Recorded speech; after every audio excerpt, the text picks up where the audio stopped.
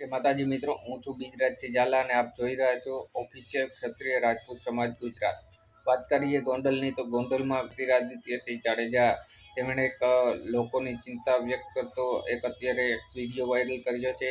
એ વિડીયોમાં તેઓ લોકોની ચિંતા કરતા હોય તેવું સામે આવ્યું છે અને તેઓએ લોકોને વરસાદના કારણે કાંઈ પણ હાલાકી પડતી હોય અને તેઓને ક્યાંય પણ સ્થળાંતર કરવાની જરૂર પડતી હોય અથવા આવું ગોંડલની જનતાને ક્યાંય પણ ગોંડલ વિસ્તારના લોકો ફસાયેલા હોય તેવું ધ્યાનમાં આવે તો તાત્કાલિક ગણેશભાઈનો સંપર્ક કરવા તેમને વિનંતી કરી છે।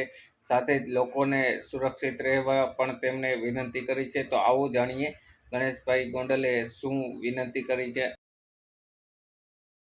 સમગ્ર ગુજરાતની અંદર જ્યારે અતિ ભારેથી ભારે વરસાદની જ્યારે આગાહી છે ત્યારે ગોંડલ શહેર ને ગોંડલ તાલુકાના લોકોને હું નમ્ર વિનંતીને અપીલ કરું છું કે ગોંડલ શહેરની અંદર નીચાણવાળા વિસ્તારમાં લોકોને કાંઈ પણ સમસ્યા હોય, ક્યાંય મુશ્કેલી ઊભી થઈ હોય, એ જ રીતે ગોંડલ ગ્રામ્ય વિસ્તારની અંદર ખેડૂતોને કાંઈ સમસ્યા હોય, વરસાદના કારણે ક્યાંય લોકો ફસાયા હોય, આવી કોઈ પણ બાબતની માહિતી લોકોને મળે તો તાત્કાલિકના ધોરણે અમારા સુધી પહોંચાડવા માટે આપ સૌને હું વિનંતી કરું છું। આ તકે ગોંડલ નગરપાલિકાની ટીમ તથા ગોંડલ ફાયરની ટીમ પણ સ્ટેન્ડ બાય છે।